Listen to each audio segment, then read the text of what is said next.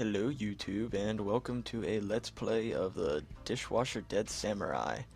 This is not a new game by any stretch of the imagination. It's been out for quite a while on Xbox Arcade, but I figured I'd do a playthrough of it, give anyone who doesn't own it but would like to see the gameplay or maybe is thinking about purchasing it themselves, figure I could give everyone a nice look at this game.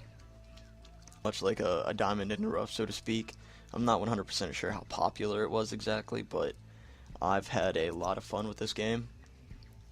In my, I don't know, I've had it for quite a while, but can't exactly remember how long. And there's a sequel to the Dishwasher Vampire Smile, and this is me remembering the controls and trying to get reacquainted with the game. And as you can see, there are multitudes of weapons to pick from, each with their own strengths, weaknesses, and the such like that. Now, since I've already beaten this game before, I am playing through on a harder difficulty, but I also already have everything unlocked as to save you the trouble, and that's very useful. I prefer these little hand sides. They seem to work the best. They're pretty much like the cleavers, but you can upgrade them at the shop, which we will see a little bit later in the video. And the skulls, well, not and. The game has its own magic sort of system, I guess. By holding the right trigger, you can press A, X, Y, or B, and if you have any of the green skulls in the top left-hand corner, if any of those are lit up, that means that's how many uses you have of your magic. So each one corresponds with a different spell that does different things, as in hitting more enemies in the room or dealing massive damage to a single source. I prefer that certain spell right there, as it does massive damage to any targets within the spray of the magic itself. And yeah, see the little hand sides at work right here. That's a nice little feature too.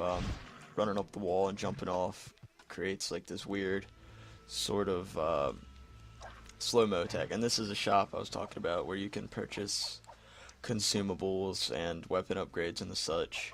And it sort of has like a nice system before you completely die out. Your heart consists of 4, I guess, heart containers. And each time you die, it removes a single piece of the container instead of you just dying completely. And then it sets you back to the beginning of the room you were previously on. So that sort of prevents stupid stuff from happening, as in like dying and having to restart the entire level. If I can remember correctly. I'm sure we'll see later in this Let's Play, because my skill with the Dishwasher is not exactly great. And I also haven't played this game in a very long time, which will create some difficulties trying to play through on a slightly more advanced difficulty.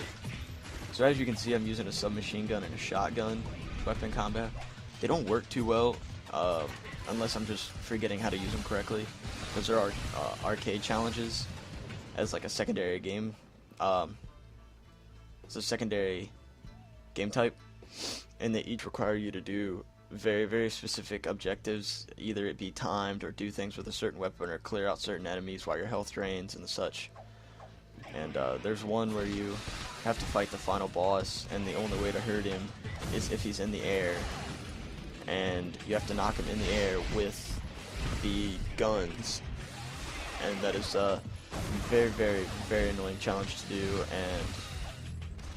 And I'll go through those two more than likely, about like 5-minute segments apiece, or a couple challenges, because the beginning ones are very easy. So as you could see, I was using a chainsaw. The chainsaw it is one of the most powerful weapons, but it's also clunky and slow, and you leave yourself wide open to enemy attacks while you're sitting there trying to cut people up with the chainsaw. So that's my reasoning behind not using it. Just personal preference. I don't like being super slow, which is why I use usually the hand size and the sword.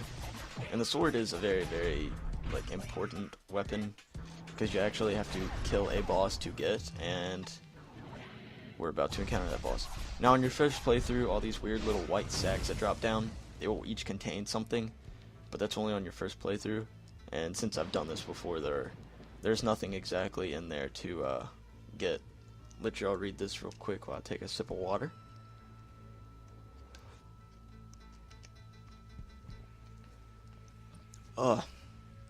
Alright, now this is the first boss fight. Dude chilling on his sword while he summons some of his little bodyguards to help him, which I think is completely unnecessary, but adds a little bit of difficulty to your very first boss fight. You don't want something that you can just breeze through, no problem. That would kind of be boring, wouldn't it? So yeah, he just rides back and forth, and when he gets to you, he's going to hit you or stomp on you and sling you in the air like that. And this is a two-part boss fight, I think. Yep, alright. So he's going to jump off his horse, and this is where you obtain the sword from. By fighting him and defeating him, you basically earn this magical teleporting sword, because as you can see, that's what he's using. Because when you first encounter him, all you have is the meat cleavers, and it's a little more hard. And these are very common throughout this game. Button mashing sequences, you know, get you a little more interactive. Lots of bosses require that in order to progress with the fight, and they also normally do quite a substantial amount of damage, and very useful. Alright, so that completes the first episode of Let's Play the Dishwasher. Subscribe if you want to see some more. See you guys next time.